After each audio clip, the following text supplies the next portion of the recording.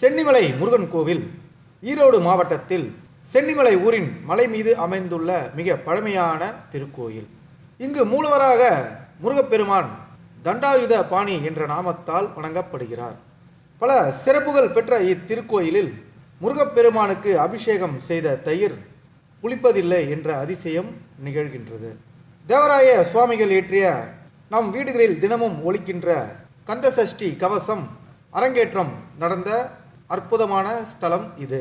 சென்னிமலை மூலவருக்கு கோவிலால் பராமரிக்கப்பட்டு வரும் அழகிய பொதிக்காளைகள் மூலம் தினசரி அடிவாரத்திலிருந்து திருமஞ்சன தீர்த்தம் 1320 படிக்கட்டுகள் வழியாக கொண்டு செல்லப்பட்டு முருகப்பெருமானுக்கு அபிஷேகம் நடைபெறுகிறது.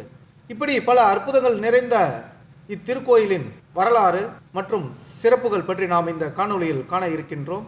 நான் உங்கள் கார்த்திகேயன். வாங்க பார்க்கலாம்.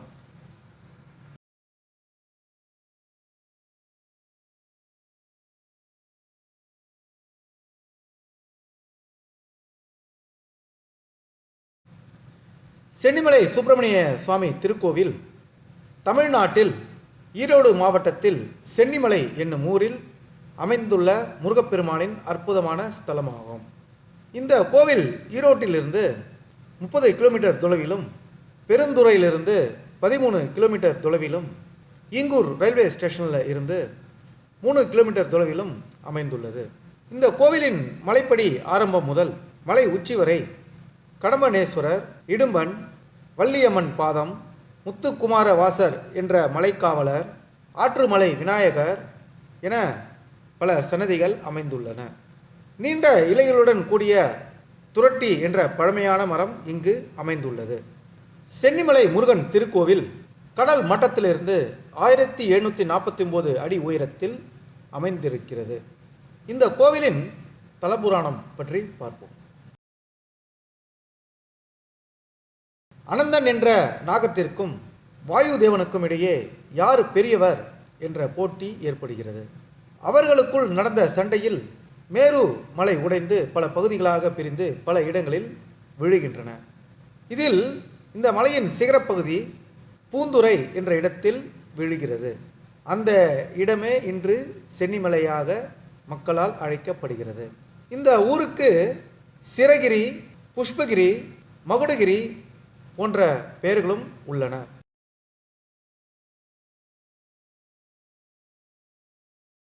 இந்த மலையின் ஒரு பகுதியில் காரம் பசு ஒன்று தினமும் பால் சொரிய விடுவதை அந்த பசுவின் உரிமையாளர் காண்கிறார்.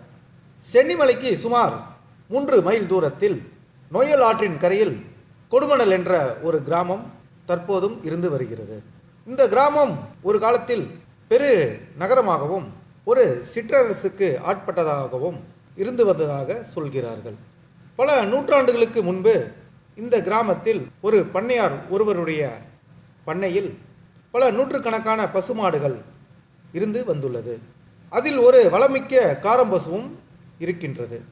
தினமும் அந்த பசுக்களை மேய்ச்சலுக்கு விடுவது வழக்கம். சில நாட்களாக காரம்பசுவின் மடியில் பால் இல்லாமல் இருந்து வருவதை அந்த பசுக்களை மேய்ப்பவன் காண்கின்றான்.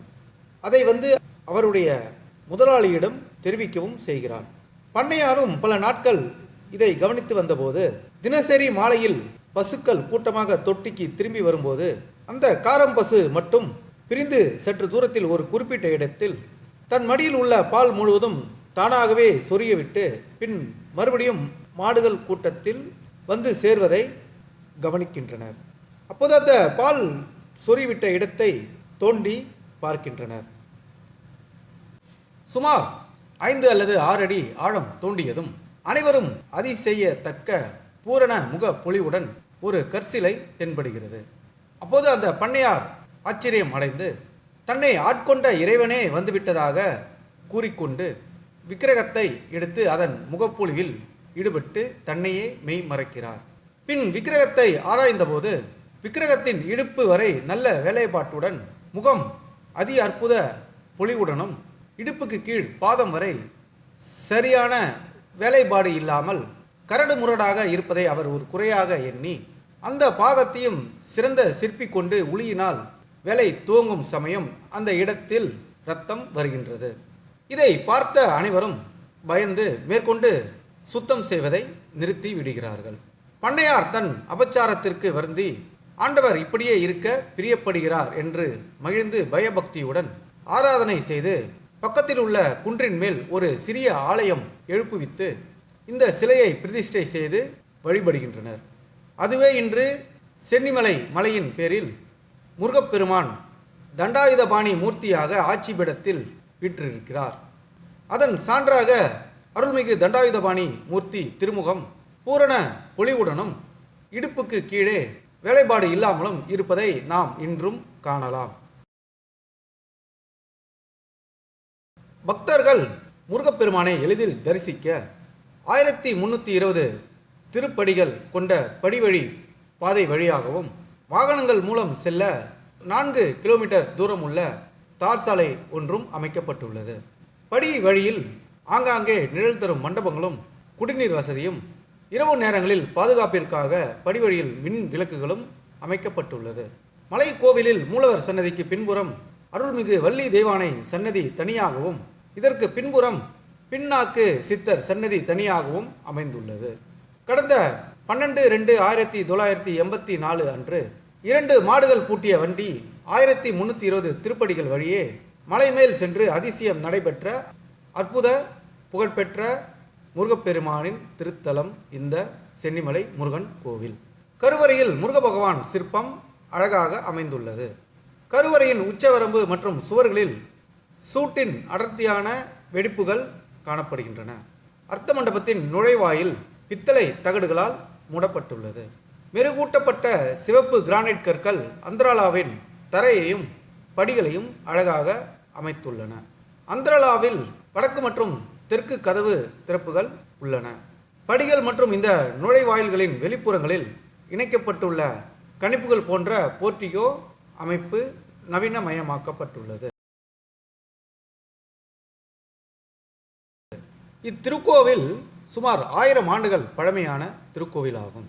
சோழர்கள் காலத்தில் கட்டப்பட்டதாக கூறப்படுகிறது.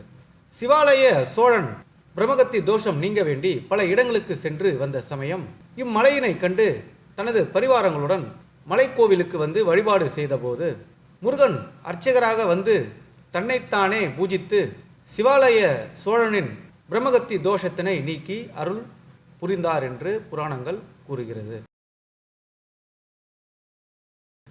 அருணகிரிநாதரால் திருப்புகழில் சென்னிமலை முருகனை புகழ்ந்து 5 பாடல்கள் பாடி முருகப்பெருமானால் படிகாசு பெற்றுள்ளார் என்றும் பலர் கூறுகின்றனர்.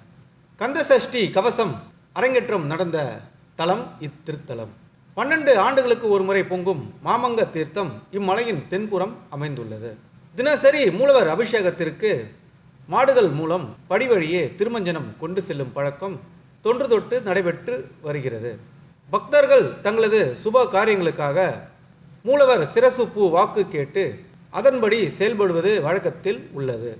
செங்கத்துறை பூசாரியார், வேட்டுவப்பாளையம் பூசாரியார் மற்றும் சரவண முனிவர் ஆகியோர் வாழ்ந்து இறைக்காட்சி பெற்று முக்தி அடைந்த திருத்தலம் இந்த சென்னிமலை முருகன் கோவில். சென்னிமலை நகரினை சுற்றிலும் 24 புண்ணிய தீர்த்தங்கள் அமைந்துள்ளது. மூலவருக்கு அபிஷேகம் செய்த தயிர் புளிப்பதில்லை என்பது ஐதீகமாகும். மூலவர் விமானத்தின் மீது காகங்கள் பறப்பதில்லை என்றும் சொல்கிறார்கள். 2005ஆம் ஆண்டு புதிதாக 5 நிலை ராஜகோபுரம் கட்டும் பணி துவங்கப்பட்டு 2013ஆம் ஆண்டில் சுமார் 2 கோடி செலவில் உபயதாரர்கள் மூலம் பணி நிறைவு செய்யப்பட்டு கடந்த 2014ஆம் வருடம் கும்பாபிஷேகம் நடத்தப்பட்டது. புதியதாக கட்டப்பட்டுள்ள 5 நிலை ராஜகோபுரத்தின் விதானத்தில் ஒரே கல்லினால் ஆன சங்கிலி வளையங்கள் பொருத்தப்பட்டுள்ளது இந்த கோவிலின் தனி சிறப்பு ஆகும். மூர்த்தி, தலம், தீர்த்தம் முறையாய் வணங்கினோருக்கு வார்த்தை சொல்ல சர்க்குருவும் வாய்க்கும் பராபரமே என்பது தாயுமானவர் வாக்கு. அப்படி 3ம் அமைந்த திருத்தலம் இந்த சென்னிமலை முருகன் கோவில். தீர்த்தங்களை பகவத் சொரூபமாக வணங்குவது நமது முன்னோர்களின் மரபு. ஆலயத்தில் உள்ள தெய்வத்திற்கு எந்தளவு சக்திகள் உண்டோ அதே அளவு தலத்தில் உள்ள தீர்த்தத்திற்கும் உள்ளதாக சாஸ்திரங்களில் கூறப்பட்டுள்ளது. மேலும் இத்தலத்தில் இறைவன் விரும்பி உறைவதற்கு அங்குள்ள தீர்த்தங்கள் காரணமாக அமைகின்றன. ஆகம விதிப்படியும் சிற்ப சாஸ்திர விதிப்படியும் திருக்கோவிலுக்கு ஈசான்ய திக்கில் திருக்குளம் அமைவது சிறப்பு. இத்தலத்தில் மாமங்க தீர்த்தம் போன்ற சிறப்புமிக்க காண்பதற்கு அரிய தீர்த்தங்கள் 24 உள்ளன. அத்துணை தீர்த்தங்களிலும் இம்மார்க்கண்டேய தீர்த்தம் ஈசான்ய திக்கில் அமைய பெற்று ஆண்டுதோறும் முருகப்பெருமான் அங்கு எழுந்தருளி தெப்பல் உற்சவம் வெகு விமர்சையாக கொண்டாடப்படுகிறது. இந்த சென்னிமலையை சுற்றிலும் 24 தீர்த்தங்கள் அமைய பெற்றுள்ளது. அதில் அக்னி தீர்த்தம், அகத்திய தீர்த்தம், இந்திர தீர்த்தம், இமய தீர்த்தம், ஈசான தீர்த்தம், காசி தீர்த்தம், காளி தீர்த்தம், கிருத்திகா தீர்த்தம், குபேர தீர்த்தம், சஷ்டி தீர்த்தம், சாமுண்டி தீர்த்தம், சாரதாம்பிகை தீர்த்தம், சுப்பிரமணிய நெடுமாள் தீர்த்தம், தேவி தீர்த்தம், நவவீர தீர்த்தம், நிருதி தீர்த்தம், நெடுமாள் தீர்த்தம், பட்சி தீர்த்தம், பிரம்ம தீர்த்தம், மாமங்க தீர்த்தம், மார்க்கண்டேய தீர்த்தம், வரடி தீர்த்தம், வருணை தீர்த்தம், வாயு தீர்த்தம் ஆகிய தீர்த்தங்கள் இத்தல வரலாற்றில் சிறப்பாக சொல்லப்பட்டாலும் இம்மார்க்கண்டேய தீர்த்தமே நம் முன்னோர்களால் தெப்பக்குளமாக சிறப்பாக அமைக்கப்பட்டுள்ளது. இக்கோவிலின் ஸ்தல விருட்சம் புளிய மரம். திருமணம் நடைபெற்ற புதுமண தம்பதியர்கள் புளிய மரத்தின் அடியில் பச்சரிசி மாவு இடித்து வள்ளி தெய்வானை அம்மனுக்கு வழிபாடு செய்யும் வழக்கம் நடைமுறையில் இங்கு உள்ளது. இந்த புளிய மரத்தில் சந்தான கரணி என்னும் மூலிகை உள்ளதாக பக்தர்கள் நம்புகின்றனர். பக்தர்கள் தங்களது தொழில் மேன்மை அடையவும், திருமண காரியம் கைகூடவும், குழந்தை வரம் வேண்டியும், குழந்தைகளுடைய கல்வி வளர்ச்சி பெறவும், வியாதிகள் தீரவும், கடன் தொல்லைகள் அகலவும், வாழ்க்கையில் எல்லா நலங்களும் பெற்று சுபிட்சமாக வாழவும் பிரார்த்தனை செய்கின்றனர். பக்தர்கள் முருகனுக்கு பால், தயிர் கொண்டு அபிஷேகம் செய்கிறார்கள். அப்படி அபிஷேகம் செய்த தயிர் இங்கு புளிப்பதில்லை என கூறப்படுகிறது.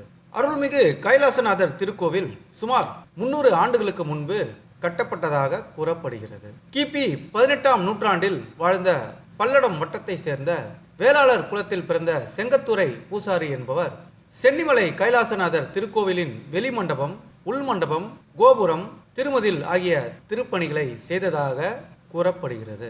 சென்னிமலை அருள்மிகு சுப்பிரமணிய சுவாமி திருக்கோவில் மலைக்கோவிலாக உள்ளதால் அனைத்து உற்சவங்களும் தைப்பூச திருவிழா புறப்பாடுகளும் இத்திருக்கோவிலில் அற்புதமாக நடைபெற்று வருகிறது. இங்குள்ள நடராஜர் சன்னதியில் 63 நாயன்மார்கள் ஒரே பீடத்தில் ஒவ்வொன்றும் சுமார் 14 சென்டிமீட்டர் உயரத்தில் அமைய பெற்றுள்ளது மிக சிறப்பு. இங்குள்ள மாரியம்மன் திருக்கோவில் 100 ஆண்டுகளுக்கு உட்பட்ட சென்னிமலை நகரில் அமைந்துள்ள கிராம கோவிலாகும். ஒவ்வொரு வருடமும் ஐப்பசி மாதம் முதல் புதன்கிழமை பூ சாற்றுதலுடன் துவங்கி 15ஆம் நாள் பொங்கல் விழா மிக சிறப்பாக நடைபெறுகிறது. திருமுக மலர்ந்த நாதர் திருக்கோயில் சுமார் 200 ஆண்டுகள் பழமையானது என்று கூறப்படுகிறது. இந்த திருக்கோயிலுக்கு 1863ஆம் ஆண்டில் ஸ்ரீரங்கப்பட்டினம் ஐதர் அலி நவாப் 53 ஏக்கர் இனாம் பூமி வழங்கியதாக கூறுகிறார்கள். அருள்மிகு காசி விசாலாட்சி காசி விஸ்வநாதர் சன்னதி மூலவர் சன்னதிக்கு வடக்கு பக்கம் அமைந்துள்ளது. அருள்மிகு அமிர்தவல்லி சுந்தரவல்லி சன்னதி தேவியர் இருவரும் தனி சன்னதியில் அருள்பாலிக்கின்றனர். மூலவரின் சன்னதிக்கு பின்புறம் படிக்கட்டுகள் வழியே மேலே சென்றால் வள்ளி தெய்வானை இருவரும் அமிர்தவல்லி சுந்தரவல்லி என்ற இரு திருப்பெயர்களுடன் முந்தைய அவதாரத்தில் திருமால் மகள்களாக பிறந்து சென்னிமலை ஆண்டவனை மணமுடிக்க வேண்டி தவம் செய்து இறைவனை அடைந்து தனி சன்னதியில் அருள்பாலிப்பது வேறெங்கும் காண கிடைக்காத அற்புத காட்சி. இருவரின் திருமேனிகளும் ஒரே கல்லில் அருமையுடன் அமைந்திருப்பதும் இக்கோயிலின் தனி சிறப்பு. காங்கேயம் மடவிலாகம் கிராமத்தை சேர்ந்த பாலதேவ ராயன் சுவாமிகளால் ஸ்ரீ கந்தசஷ்டி கவசத்தை சிறகிரி வேலவன் சீக்கிரம் வருக என அழைத்து அவரது ஆணைப்படி இத்திருக்கோயிலில் ஐப்பசி மாதம் வளர்பிறை கந்தசஷ்டி அன்று அரங்கேற்றம் செய்துள்ளார். மூலவர் கருவறையினை சுற்றி நவகிரகங்களில் 8 கிரகங்கள் அமைத்தும் மூலவர் முருகனை செவ்வாயாக பாவித்தும் அருமையாக அமைக்கப்பட்டுள்ளது.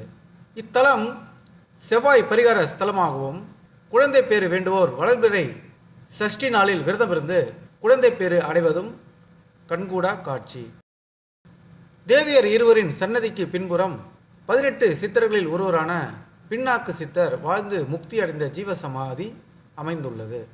இவர் நாக்கு பிளவுபட்டிருந்த காரணத்தால் பின்னாக்கு சித்தர் என்றும், அடிக்கடி பொய் சொல்லும் நாக்கு புண்ணாக்கு என்று கூறி கொண்டிருந்தமையால் புண்ணாக்கு சித்தர் என்று அவரை பக்தர்கள் கூறுகின்றனர். இவர் தவமிருந்த குகையும் இங்கு உள்ளது. இந்த குகை சென்னிமலையிலிருந்து பழனி வரை செல்வதாக ஐதீகம். மீண்டும் மற்றொரு பதிவில் சந்திப்போம். நன்றி, வணக்கம்.